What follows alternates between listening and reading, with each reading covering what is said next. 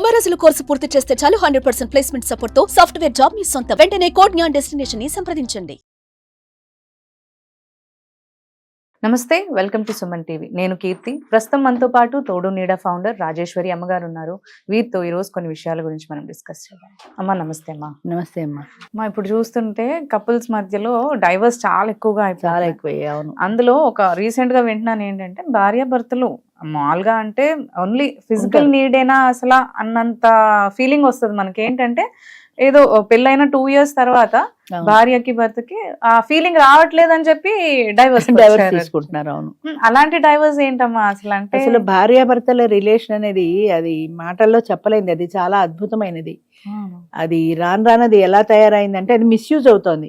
ఇప్పుడు ఇలా ఫీల్ రావటం లేదని, ఫీలింగ్ రావట్లేదని అంటే అది ఓన్లీ ఫిజికల్ రిలేషన్షిప్. అసలు ఫిజికల్ రిలేషన్షిప్ ఉన్న ఇంపార్టెన్స్ చాలా మంది ఇప్పుడు తోడు నీడ పెడితే చాలా మంది మెసేజెస్ లో కామెంట్ లో పెడుతుంటారు, ఈ వయసులో పెళ్లి అవసరమా? వయసు ఏంటి? పెళ్లికి మనిషి తోడు అవసరం. పెళ్లికి ఒక 18 ఏళ్ళు 21 ఏళ్ళు లిమిట్ ఉందేమో కానీ అప్పర్ లిమిట్ అనేది లేదు కదా. ఏ మనిషికైనా వయసు పెరుగుతున్న కొద్దీ మనిషి తోడు అవసరం అనేది కూడా పెరుగుతుంది. ఈ వయసులో అవసరమా, ఈ వయసులో అవసరమా అంటే ఈజ్ ఇట్ ఫర్ సెక్స్? కేవలం అందుకోసమేనా? అందుకే అయితే 50 ఏళ్ళు వచ్చాక ఎందుకు విడాకులు తీసుకుని వేరే అయిపోట్లా? కలిసి ఉంటున్నారు కదా. 80 ఏళ్ళు 90 ఏళ్ళు వచ్చిన తర్వాత దంపతుల్లో నేను చాలా చోట్ల విన్నాను, ఒకరు చచ్చిపోతే రెండో వాళ్ళు సంవత్సరం తిరగకుండా చచ్చిపోతారు. అవును. ఆ బెంగతో అంటే ఆ మానసికమైన దిగులు అది ఎవరితో చెప్పుకోలేరు, షేర్ చేసుకోలేరు. ఇన్ని సంవత్సరాలు కలిసి జీవించిన ఆ లైఫ్ పార్ట్నర్ ఆవిడకి 75 ఏళ్ళు వచ్చి ఉంటాయి. వృద్ధాప్యపు ఛాయలు ముఖంలో కనపడుతుంటాయి. ఆవిడ ఏమన్నా అందంగా ఉందనా? కాదు. ఆ సాంగత్యం అంటే ఇన్ని సంవత్సరాలు కలిసి మెలిసి జీవించిన సాంగత్యంలో ఆ మనిషిని మిస్ అయితే ఆ బెంగతో చచ్చిపోతారు.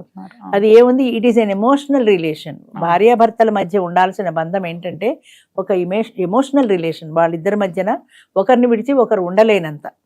ఇప్పుడు 60 ఏళ్ళు వచ్చిన తర్వాత ఆవిడ ఎక్కడికైనా వెడితే ఆయన ఒక్కడు ఉండలేడు. ఆయన వదిలిపెట్టి ఆవిడ ఉండలేదు. ఈ వయసులో నేను ఆయన వదిలి ఉండలేనని మళ్ళీ వచ్చేస్తుంది. ఏముంటుంది వాళ్ళ మధ్య? అనుకుంటారు 4 రోజులు ఉండొచ్చు కదా అనుకుంటారు. కానీ ఆవిడ మనసులో ఉండే బాధ ఉంది. అయ్యో ఆయన తిన్నారో లేదో, ఉన్నారో లేదో. ఇది ప్రతి క్షణము ఆవిడని అలా దొలిచేస్తుంటది మనసుని. అది చెప్తే అర్థం కాదు. అది ఇన్ని సంవత్సరాల సాంగత్యంలో ఒకళ్ళొకళ్ళు అర్థం చేసుకున్నారో లేదో తెలియదు కానీ కలిసి ఉండడంలో వాళ్ళ మధ్యన ఒక ఎమోషనల్ రిలేషన్ అనేది ఉంటుంది. ఆ ఎమోషనల్ రిలేషన్ ఎప్పుడైతే ఏర్పడిందో ఒకరిని విడిచి ఒకరు ఉండలేరు. అది పోయింది. ఇప్పుడు అసలు ఎమోషన్సే లేవు. ఇంకా రిలేషన్ ఎక్కడ ఉంటుంది ఈ రోజుల్లో? అంచేత ఆ ఫీల్ రావట్లేదంటారు. అసలు ఆ ఫీలింగ్ ఏమిటో నాకు అర్థం కాదు. అది ఆ ఫీలింగ్కి ఏమని పేరు పెట్టాలి?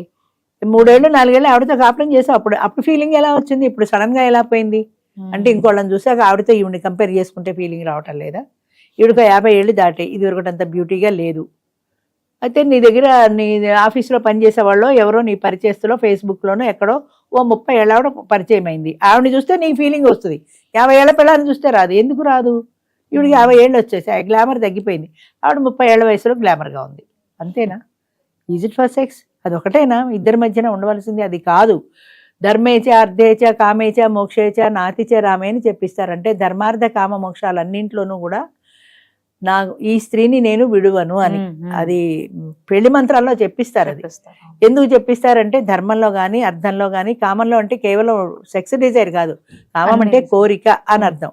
అది ఏ రకమైన కోరిక అయినా కావచ్చు. ధర్మార్థ కామ మోక్షాల్లో ఈ స్త్రీని నేను విడువను అని. అది ఎప్పుడో తొంగలో తొక్కేశారనుకో. కానీ వీటన్నింటిలోనూ కూడా భార్య ఉన్నది. అది ఎలా మర్చిపోతారు? నువ్వు ఎఫ్ఐఆర్ ఎవరితోటైనా పెట్టుకో, కానీ నువ్వు పీటల మీద కూర్చోవాలంటే పక్కనే భార్య ఉండాల్సిందే. ఆ ఎఫ్ఐఆర్ పెట్టుకున్నావు తీసుకొచ్చి కూర్చోబెట్టుకోలేవు కదా. నువ్వు శాస్త్రబద్ధంగా చేసుకున్న భార్య మాత్రమే అర్హురాలు. రామాయణంలో రాముడు కూడా సీత లేకపోతే బంగారు సీతను పక్కన పెట్టుకుని చేసుకున్నాడు ఆయన. అంచేత భార్యకు ఉండేటువంటి ఒక పవిత్ర స్థానం ఉంది. అది మాటల్లో చెప్పలేంది. అలాగే దాని అర్థము, దాని బంధము, దాని బాంధవ్యము కూడా మాటలకు అతీతమైనది.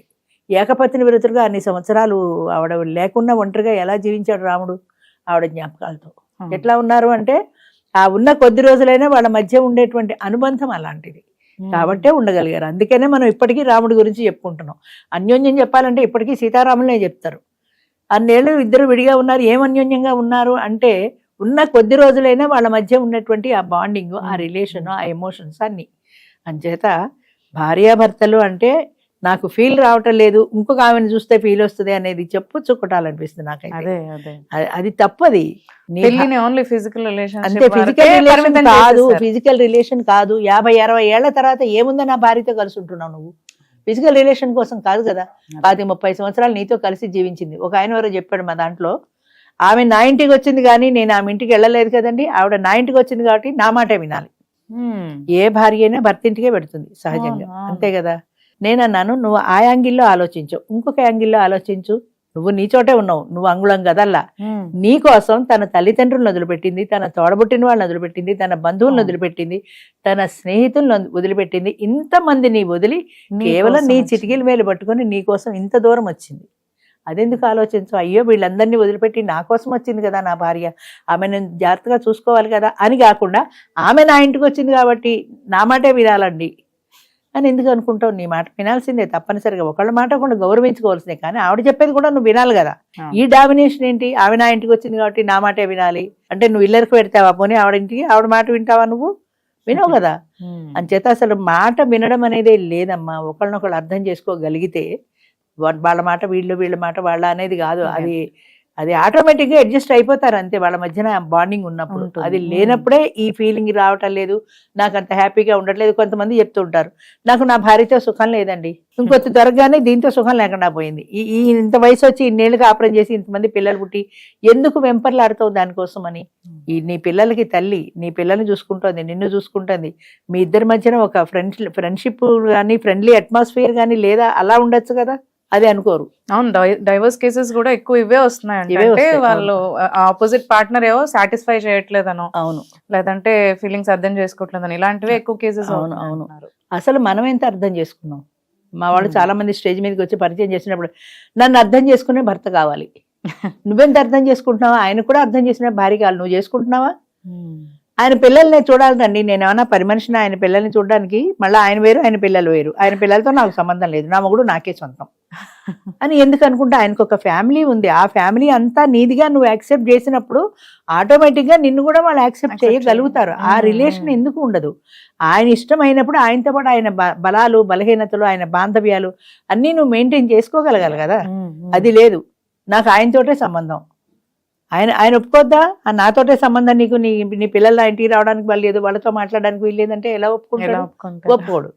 అంచేత మనం అర్థం చేసుకోవడమే కాదు, ఆయనని అర్థం చేసుకోవాలి కాదు, నువ్వు ఆయన ఎంతో అర్థం చేసుకుంటావు. అవతల వైపు నుంచి కూడా ఒక్కసారి ఆలోచించు. నాకు ఆమె నచ్చిందండి, అదే చెప్పాను చూడు ఇందాక, ప్రభాస్ లాంటి వాడు కావాలని. వాడికి నువ్వు కూడా నచ్చాలి కదా. పెడత ముఖం మన 50 ఏళ్ళు దాటి నాకు అలాంటి వాడు కావాలంటే వాడికి నచ్చడానికి అద్దంలో మన ముఖం చూసుకుంటే మన అవతల వాడు ఇష్టపడతాడా లేదా అన్నది తెలుస్తుంది. అది మర్చిపోతారు ఎంతసేపు. వాళ్ళ ఇష్టం, వాళ్ళ కోరిక, వాళ్ళగా ఉన్న అభిప్రాయాలే కానీ అవతల వ్యక్తి అభిప్రాయాలకు ఎలాంటి విలువ లేదు. అంచేతనే సెటిల్ కావటం లేదు చాలా మంది 30 ఏళ్ళు వచ్చినా సరే. అందుకనే వాళ్ళు కూడా భయపడుతున్నారు, అవతల వాడితో నాకు పడుతుందో లేదో. అదే 50-60 ఏళ్ల కిందట అసలు పడ్డం అనేదే లేదు, ఆడదానికి ఒక ఇష్టం అనేదే లేదు. వండడం పెట్టడం, పిల్లలు కన్నా వండడం పెట్టడం, ఇంతే తప్ప దానికంటూ ఒక ఆలోచన, ఒక భావ స్వాతంత్రం లేదు. లేకపోయినా వాళ్ళే హ్యాపీగా ఉన్నారు. ఇప్పుడు మనకు భావాలు పెరిగాయి, చదువు పెరిగింది, సంస్కారం పెరిగిపోయింది, ఆలోచనలు పెరిగిపోయిన కొద్దీ వాడి మాట నేనెందుకు వినాలి, నా మాటే వాడు వినాలి కదా. వాడికి 30,000 అయితే నాకు 40,000 జీతం కదా. ఇలాంటి కంపారిజన్స్ అన్ని వచ్చేస్తున్నాయి. అంచేత ఒక అండర్స్టాండింగ్ అనేది భార్యాభర్తల మధ్యన ఉన్నప్పుడు ఈ చదువు కానీ ఈ సంపాదన కానీ ఇవేమీ అడ్డం రావు. అదే అసలు ఏది కావాలో అది ఉండటల్లా. ఇంకోటి మీరు చెప్పినట్టుగా నాకు ఆ ఫీలింగ్ రావటం లేదన్నవాడు కొన్ని సంవత్సరాలు కలిసి దాంపత్యం చేసిన తర్వాత ఆ ఎమోషనల్ రిలేషన్ అనేది వాళ్ళిద్దరి మధ్యన ఏర్పడాలి. అంతేగాని ఫీలింగ్స్ కోసమని ఒకళ్ళు, పెళ్లి కోసమని ఒకళ్ళు, 10 మందిలో పరిచయం చేసుకోవడానికి ఒకళ్ళు, ఇంతమందికి నీకు అవకాశం లేదు కదా. అంచేత ఉన్న భార్య ఇది మంచో చెడ్డో అయిపోయింది, ఈ పిల్లల్ని కనీసం ఇద్దరం కలిసి జీవించాం, అంచేత మనం కూడా సర్దుకోవడానికి ప్రయత్నం చేయాలన్న భావన ఇద్దరిలోనూ ఉంటే ఈ ఫీలింగ్స్ అన్నది మారవు. ఆ ఫీలింగ్స్ ఇటు కాకుండా సైడ్ పడుతున్నాయి కాబట్టి వాడిని చూస్తే ఫీలింగ్ వస్తుంది, వీడి చూస్తే ఫీలింగ్ రాదు అన్న తేడా వచ్చేస్తుంది. అవునమ్మా, అది. Thank you so much. మంచిదమ్మా. సుమన్ టీవీలో మీ పర్సనల్ అండ్ బిజినెస్ ప్రమోషన్స్ కోసం కింది నెంబర్కి కాంటాక్ట్ చేయండి.